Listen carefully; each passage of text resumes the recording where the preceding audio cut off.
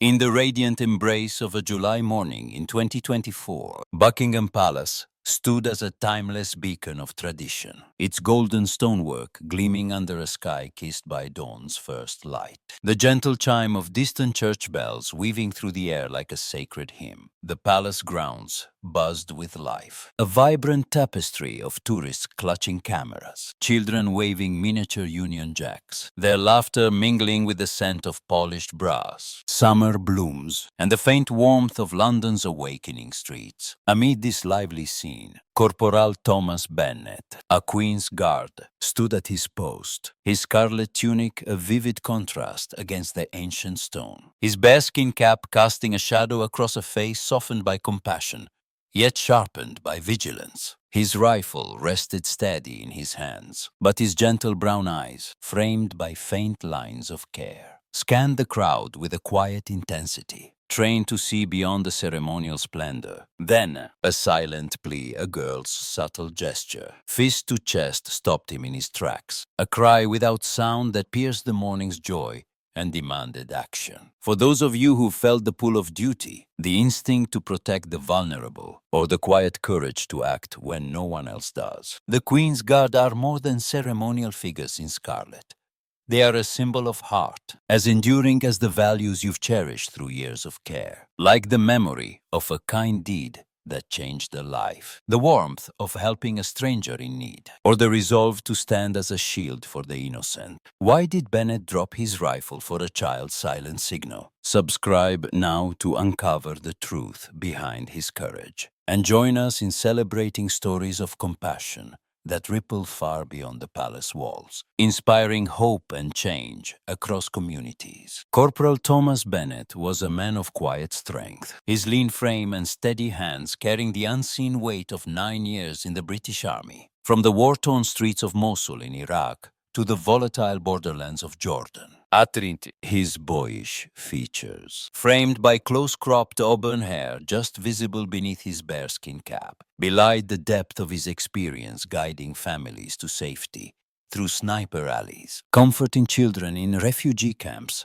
under dawn's fragile light, and rebuilding trust in communities shattered by conflict. His service had earned him a quiet commendation for bravery, a certificate tucked away in his barracks, its words less important than the lives he touched. A mother's gratitude, a child's smile, a village's hope. His scarlet tunic and towering bearskin cap marked him as a Queen's Guard. But beneath the ceremonial garb was a soldier whose heart beat for protection, whose mantra, Si, Care, act had been forged in the dust and chaos of Iraq and carried to the heart of London. To you, who've answered a call to help, perhaps aiding a neighbor during a crisis, comforting a lost child in a bustling market, or stepping in when others turned away, Bennett's resolve might echo a moment when your heart led you to act, when compassion outweighed caution, when you became someone's refuge. That July morning, the palace grounds were a vibrant mosaic of joy, woven from the chatter of tourists, the giggles of children chasing pigeons across the gravel, and the hum of tour guides recounting tales of royal history. Families posed for selfies, their smiles bright against the palace's majestic facade, while a group of pensioners from Devon, their accents warm and lilting, shared the stories of past visits, their eyes crinkling with nostalgia. A school group from Bristol, their teacher in a floral dress, scribbled notes about the guards, their excitement palpable as they sketched bearskin caps in their notebooks. The air was alive with the scent of blooming roses, the polish of ceremonial brass, and the faint buzz of London's morning rhythm. Bennet stood at his post, his body, a statue, as protocol demanded, motionless, silent, a sentinel of tradition.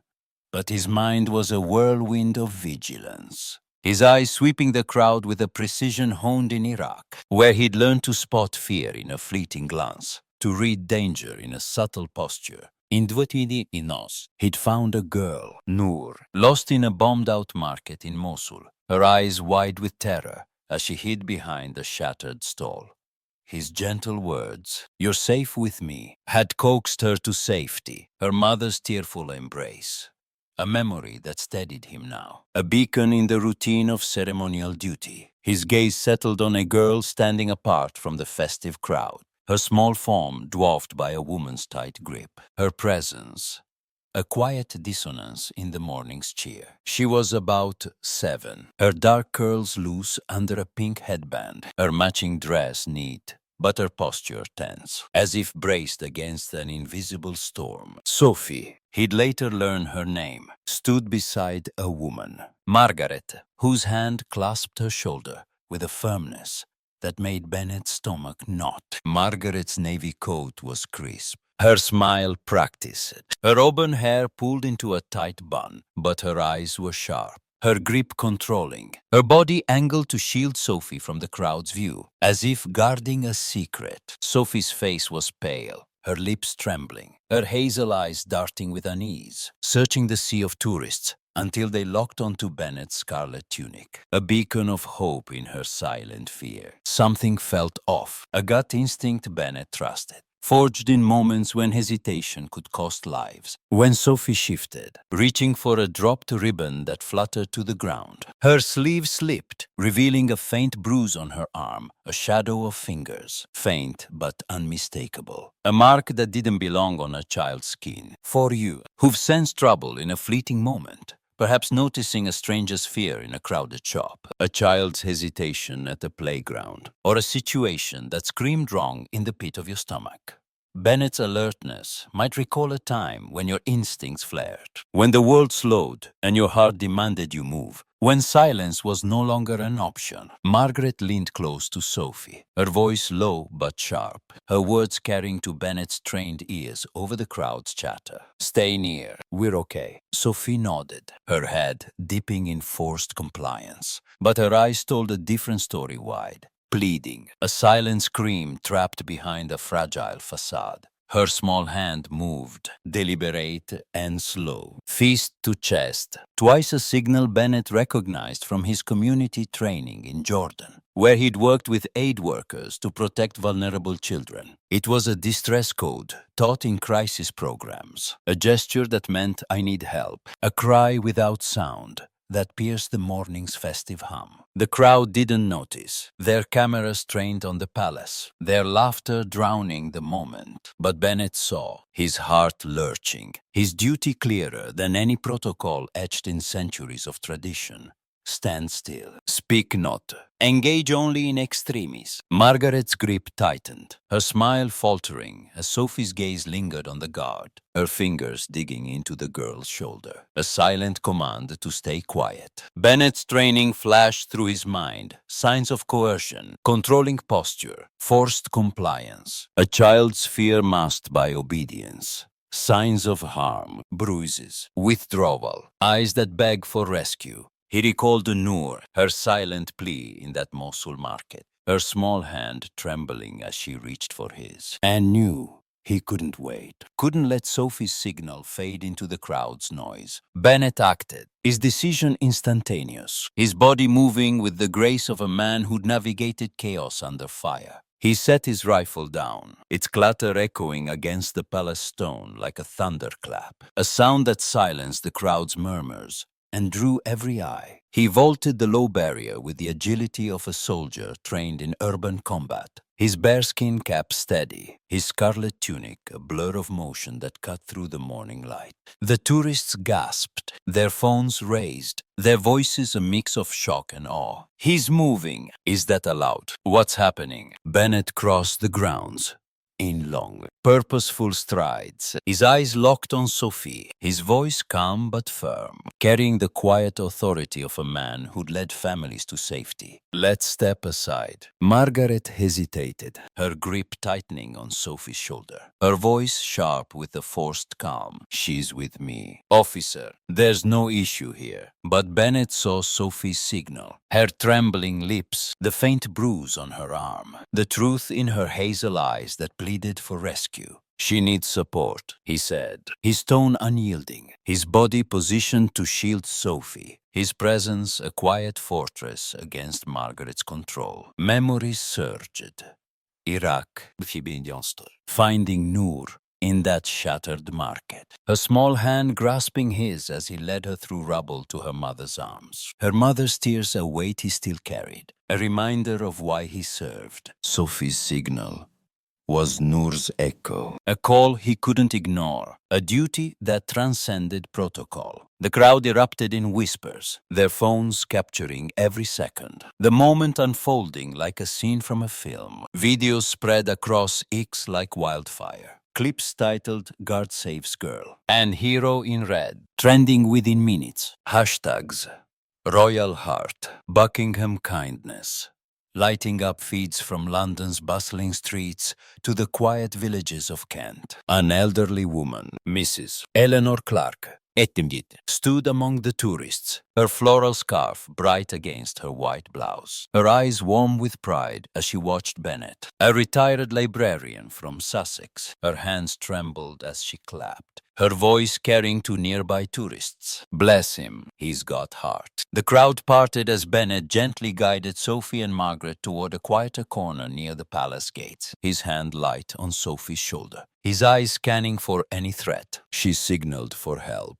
he said, his voice steady, his gaze meeting Margaret's, daring her to deny the truth. Flashbacks play training sessions in Jordan, where aid workers taught him to spot coercion, look for control, fear, signals that scream silently. Margaret's eyes flickered, her composure cracking, her fingers loosening on Sophie's shoulder. But she followed, her steps reluctant, her smile a brittle mask. Palace security officer Liam Patel arrived, his boots clicking on the gravel, his radio crackling with urgency. Possible child welfare issue. Main gate. Requesting police support. Liam's dark eyes met Bennett's, his nod a silent pact, his presence a reminder that Bennett wasn't alone. A tall man with a calm demeanor, Liam had trained with Bennett, their friendship forged over shared shifts and quiet coffees in the barracks. "We'll help," Liam said, his voice low, his hand signaling to other security staff to keep the crowd at bay. Police arrived swiftly, their presence discreet to avoid alarming the tourists. Officers approaching with calm authority, their questions gentle but firm. "Ma'am, can you explain your relationship to the child?" Margaret's story unraveled. She was Sophie's aunt, granted temporary custody after a family dispute, but her control over the girl was rooted in fear, not care. Her influence marked by subtle threats and isolation. Sophie clung to Bennett, her small body pressed against his tunic, her whisper barely audible over the crowd's hum. "Thank you." Bennett knelt, his bearskin cap towering over her, his voice soft, the same tone he'd used with Noor. "With children in refugee camps, you're safe now. Sophie, we've got you." He brushed a curl from her face, his gloved hand steady, his heart aching for the fear she'd endured. Liam stood nearby, his radio relaying updates to Palace Command, his smile brief but warm. "You did right. Mate. Protocol be damned." Mrs. Clark clapped her hands trembling, her voice clear above the crowd. "That's a true guard, heart and all." The crowd erupted in applause, their cheers a wave that echoed off the palace walls, their phones still recording, capturing the moment for the world. A French tourist, his accent thick, shouted, "Bravo, monsieur." A London child, her pigtails bouncing, waved her Union Jack flag, chanting, "Thank you, Guard." A group of teenagers from Manchester, their hoodies bright, cheered. Legend. The applause swelled, a chorus of gratitude that drowned out the fading tension of the moment. For you, who've acted for the vulnerable, perhaps comforting a stranger in distress, speaking up for someone silenced, or stepping in when others hesitated. Bennett's compassion might recall a moment when you listened to a silent plea, when your heart became a child's refuge, when your courage turned a moment of fear into one of hope. The tourists' videos captured every detail, the footage sharp in the morning sun, showing Bennett's leap over the barrier, his gentle approach to Sophie, her small form beside him, the crowd's applause a soaring tide. Mrs. Clark appeared in one clip, her smile radiant, her words clear. Bless him, he's got heart. The videos went viral. X.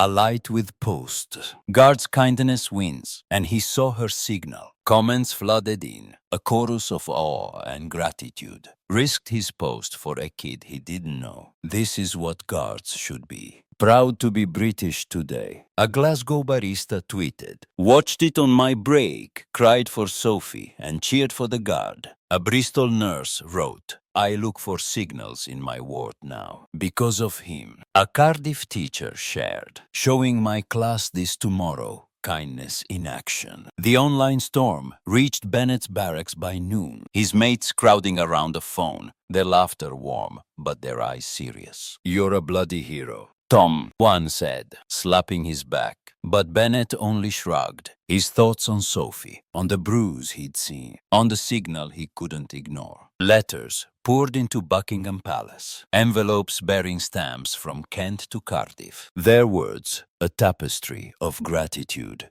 and shared stories. A Leeds primary school sent a card, its cover a child's drawing of a god in scarlet, holding a girl's hand. "Thank you," scrawled in bright crayon. A Gulf War veteran, his handwriting steady. Wrote, served in Niwan. Saw kids in fear in Kuwait. "You're our pride, lad." A foster carer from York shared. "My girl was like Sophie, scared and silent. Your story heals us." Bennett read each letter in the quiet of his barracks, his scarlet tunic folded neatly, his heart swelling with a pride he hadn't felt since Iraq. The bearskin cap resting on his bunk, a silent witness to the lives he touched. The palace, stirred by the public's outcry, convened an urgent review of guard protocols, and within weeks, new guidelines were issued. Guards were now trained to recognize distress signals. Their ceremonial role expanded to include civilian welfare, a historic shift dubbed Bennett's call in internal reports. The change was announced quietly, but X erupted with approval. "The Queen's Guard are protectors now," one user posted. The sentiment echoed thousands of times across the platform. A campaign, See the Signs, launched in partnership with child protection charities like the NSPCC. Its posters appearing at palace gates, tube stations, and school halls, featuring a guard silhouette and the words, "See the signal, act with heart." Bennett spoke at the campaign's launch in a London community centre, his voice steady, his scarlet tunic bright under the glare of camera flashes. Sophie's signal was a whisper we can't ignore. "Look, care, act, it's what duty means." The crowd cheered, their signs reading "Thank you, Bennett,"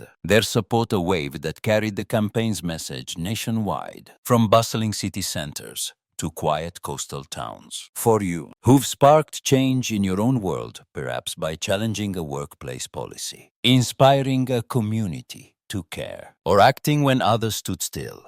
This shift might echo a time when your courage rewrote the rules, when your heart changed the world around you, when a single act rippled into a movement. Sophie was reunited with her mother, Rachel, her safety ensured by social services after a thorough investigation. Her new home in Sussex was filled with love, a cozy cottage with a garden where Sophie played, her dark curls free of the tight headband, her hazel eyes bright with hope. Rachel sent Bennett a photo of Sophie smiling, a daisy chain in her hair, clutching a stuffed bunny, and a note written in careful script. "Dear Mr. Bennett, you gave us our daughter back," Sophie says. "You're her hero, and so do I. Forever grateful, Rachel." Bennett read the note by lamplight in his barracks, his eyes warm, the words sinking into his heart like a melody. He folded the note carefully, tucking it into his pocket beside his commendation from Iraq, a talisman he carried on every shift. Rachel called the palace, her voice trembling with gratitude. "Sophie talks about you every day. Says she wants to be kind like the guard in red." Bennett smiled, his throat tight. The girl's words heavier than any medal, a reminder of why he stood at his post, why he served. Sophie's mother invited him to visit. And one weekend, Bennett arrived in Sussex, his civilian clothes a contrast to his tunic. His presence met with Sophie's joyful hug and Rachel's tearful thanks. "You're part of our family now," Rachel said, her hand squeezing his. And Sophie added, her voice bright, "You're my favorite guard." Bennett laughed, ruffling her curls. His heart full, Margaret faced scrutiny from social services. Her temporary custody of Sophie revoked after evidence revealed her coercive control, subtle threats, isolation, and emotional manipulation that had kept Sophie silent until that July morning. She was referred to counseling, her actions exposed as a misguided attempt to assert authority over a child she wasn't equipped to care for. Sophie's story, shared with Rachel's consent, became a cornerstone of the See the Signs campaign, its message resonating across the UK. See the signals, act with heart, protect the vulnerable. Charities reported a surge in calls to helplines. Children like Sophie finding safety, their voices heard because of a guard's courage. Schools adopted the fist-to-chest signal in their safety programs, students practicing the gesture, teachers inspired by the guard who'd seen a plea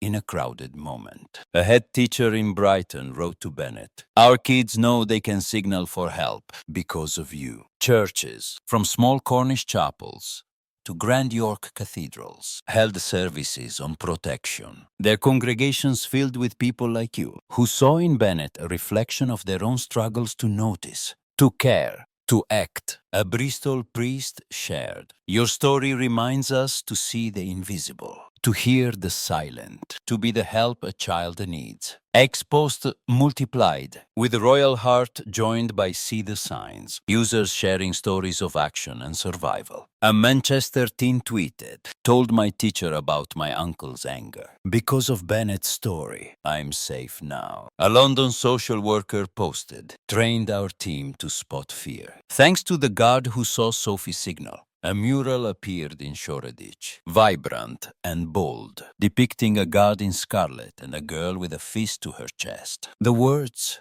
"Hope in Heart," painted in sweeping letters. Its artist citing Bennett as inspiration. The campaign's reach grew, its posters translated into Welsh, Gaelic, and Urdu, its message spreading to community centres in Cardiff, Glasgow, and Birmingham. In Leeds, a youth group raised funds for child protection charities, their banner reading "For Sophie, for all." The leader quoting Bennett in a local paper, "He saw what we miss. Let's be his eyes." Internationally, the story crossed borders, with a Canadian news outlet running a feature, "British Guards' Kindness Sparks Global Call to Protect Kids." A Sydney teacher emailed the palace, "We're teaching our students about compassion, using your guard's story as our guide." Bennett's act rippled beyond the palace, reshaping communities and saving lives. In Manchester, a community centre launched a Safe Signals program, training volunteers to recognize distress codes. Its logo, a scarlet tunic. Its mission inspired by Bennett's vigilance. In Edinburgh, a charity run raised £12,000 Zendin for child welfare. Its runners wearing red ribbons. Their chant, "For Sophie," for Bennett echoing through the streets. In Cardiff, a police officer, moved by the viral videos, started a workshop for colleagues, using Bennett's actions to teach proactive intervention. "He saw what we're trained to miss," she said. Her training manual now including a case study titled "The Guard Signal." Bennett, unaware of the global impact, continued his duties, his shifts alternating between ceremonial posts and community outreach. His role as a guard now blended with a new purpose, teaching others to see the signs. His mates in the barracks, once quick to tease his quiet nature, now called him Heart, with a mix of jest and respect, their banter softened by pride. You've gone and changed the job, Tom, one said, grinning. But their eyes held a new reverence. Bennett's sister, Laura, a paramedic in Newcastle, visited him, her hug fierce, her voice teasing but warm. You're all over the news, little brother. Mom's telling everyone you're a hero. Their mother, Susan, a retired nurse, sent a care package of socks, chocolate, a note. Always knew you'd make a difference. Tommy, Bennett smiled, his heart full, his family's love a balm for the weight of duty. He volunteered at a local youth center in London, teaching kids about safety signals, his lessons laced with kindness. Trust your heart. Find someone safe. You're never alone. The kids, wide-eyed, hung on his words, their drawings of guards in scarlet pinned to the center's walls. A girl, Maya, whose stepfather had been controlling, hugged Bennett, her whisper echoing Sophie's. You're my hero too. Bennett knelt, his voice soft. You're the brave one. Maya, his commanding officer, Captain Sarah Evans, called him to her office, her smile rare but genuine. You've redefined what the guard can be. Bennett, the crown's proud. She handed him a commendation, its parchment crisp. But Bennett's thoughts were on Sophie, on the note in his pocket, on the duty that had guided him. The Queen's Guard, in the wake of Bennett's act, saw their role transformed. Their training expanded to include civilian welfare, their scarlet tunics a symbol of compassion as much as tradition. Captain Evans, at a rare public event, spoke of Bennett. He showed us that duty is heart, that a guard's role is to protect all who need us. The public's trust grew, their cheers louder, their letters a constant stream to the palace. Tourists visited with a new reverence, their children waving at Bennett, their parents whispering his story. That's the guard who saved the girl. Mrs. Clark became a regular, her visits a ritual, her stories of her librarian days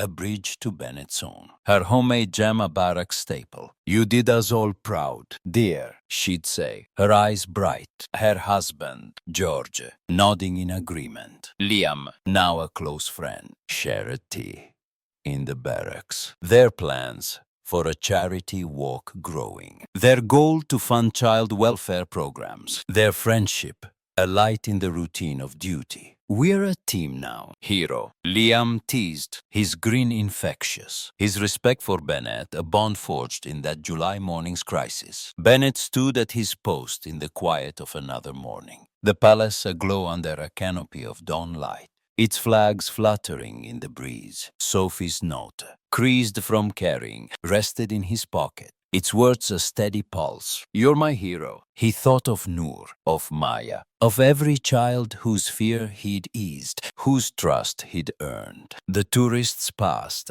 their smiles warmer now, their children's waves a spark of joy. A young boy, about Sophie's age, approached with his father, his voice shy. Are you the guard who helped the girl? Bennett, bound by protocol, couldn't speak, but his eyes softened. His nod slight but clear. The father smiled, his hand on his son's shoulder. Thank you for keeping us safe. For you, who've listened to a silent plea, perhaps aiding a child in distress, challenging a controlling presence, or acting with heart when others looked away.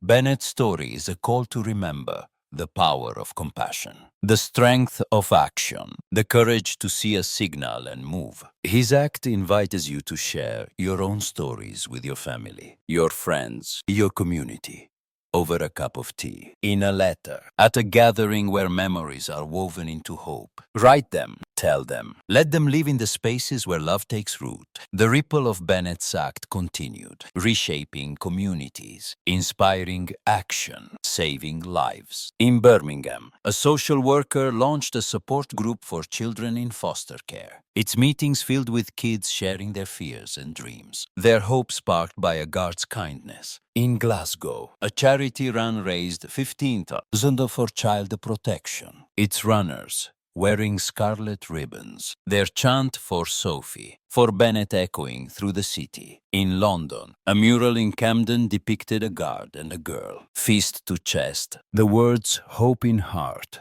in bold. Its artist citing Bennett's story as a call to action. Schools across the UK adopted Sophie Days, annual events teaching children to recognize distress signals, to trust adults like Bennett, to be brave. A Liverpool student wrote to him, "I told my teacher about my cousin's fear. Because you helped Sophie, she's okay now." Churches held vigils, their candles lit for children like Sophie, their sermons drawing on Bennett's courage. He saw what we often miss. Let's open our hearts. A York vicar shared, "Your story teaches us to act with love, to be the help a child needs." Bennett's mates, once prone to ribbing his quiet demeanor, now called him Heart with quiet respect, their banter a mask for pride. His sister, Laura, visited often, her paramedic's toughness softened by pride. "You're making Mum insufferable, Tommy. She's telling everyone you're a star." Their mother, Susan, sent more care packages, biscuits, a scarf, a note. "My boy, you've always had a big heart." Bennett volunteered at the youth center, teaching kids self-defense and safety. His lessons laced with warmth. "You're stronger than you know, and you're never alone." The kids' drawings of guards in scarlet covered the walls, a testament to his impact. The palace, in its timeless grace, stood as a symbol of tradition upheld, but also of change, forged by compassion. A guard's leap, a girl's signal, a world awakened. Bennett's story, shared on in letters, in murals, became a beacon. Its hashtags, Royal Heart, see the signs, a call to action. Its message clear, see the signals, act with heart. Protect with love. Would you listen to a silent plea? Bennett's courage shows that duty is hard, that kindness can change lives and rewrite traditions. Share your story. Have you seen a signal? Acted to protect someone in need. Subscribe for more tales of heroism and compassion. And join us in raising awareness.